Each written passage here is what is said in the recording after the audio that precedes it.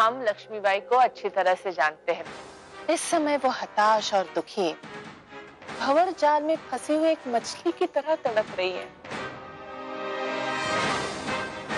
और गंगाधर राव को उसकी ये तड़प देख ही ना जाएगी।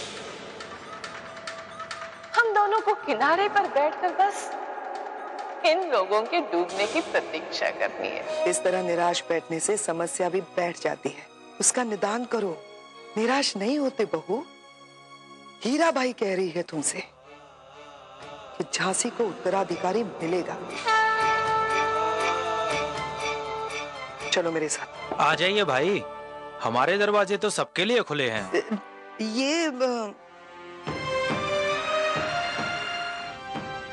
पधारिए, पधारिए। पंडित जी, आपने संभलपुर के बारे में जो भविष्यवाणी की थी वो अक्षरशः सर्वसिद्ध हो गई। यही आशा लेकर आई थी कि आप झांसी के भविष्य के बारे में कुछ बताएं।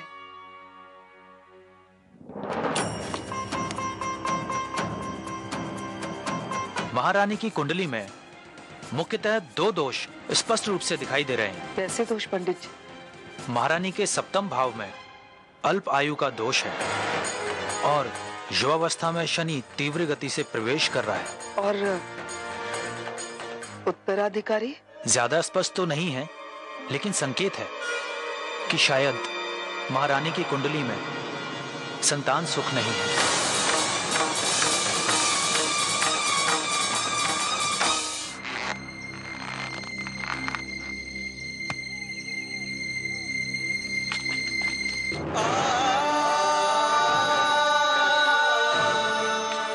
यदि शीघ्र ही झांसी को उत्तराधिकारी नहीं मिला तो वो यहाँ भी वही करेंगे जो सतारा और संबलपुर में किया है।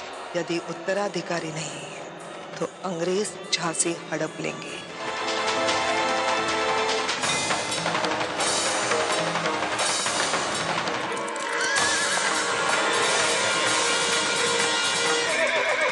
महारानी साहब, महारानी साहब, अरे घोड़ा सजा हुआ नहीं है, अस्तबल में नया नया आया है। हाँ महाराज, साइस ने सूचित किया है, ना घोड़े पर काठी कसी है और ना घोड़ा सदा हुआ है।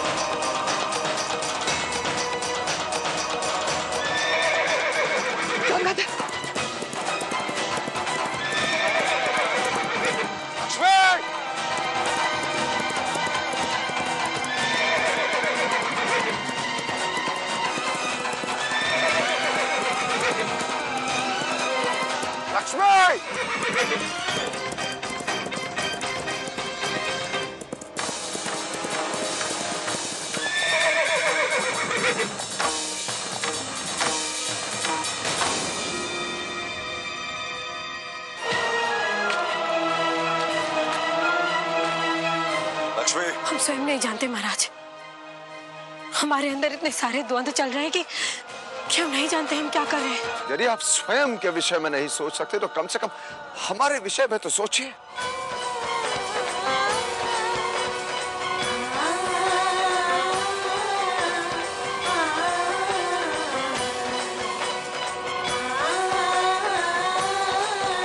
हम हार गए महाराज, हम हार गए। अब भी झांसी को उत्तराधिकारी देने के लिए सहायक बन सकती हो। वो कैसे? वो ऐसे रानी लक्ष्मीबाई कि झांसी को उत्तराधिकारी चाहिए और कहीं भी आवश्यक नहीं है कि रानी लक्ष्मीबाई ही वो उत्तराधिकारी दे। तुम्हारी पसंद की कोई भी औरत ये उत्तराधिकारी दे सकती है। ये नहीं हो सकता। झांसी को बचाने का इससे अच्छा उपाय और कोई हो ही नहीं सकता रानी लक्ष्मीबाई।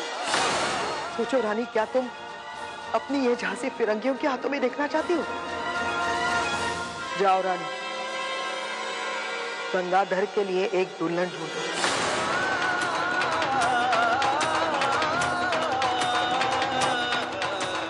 जो तुम्हारी झांसी को उत्तराधिकारी दे सके।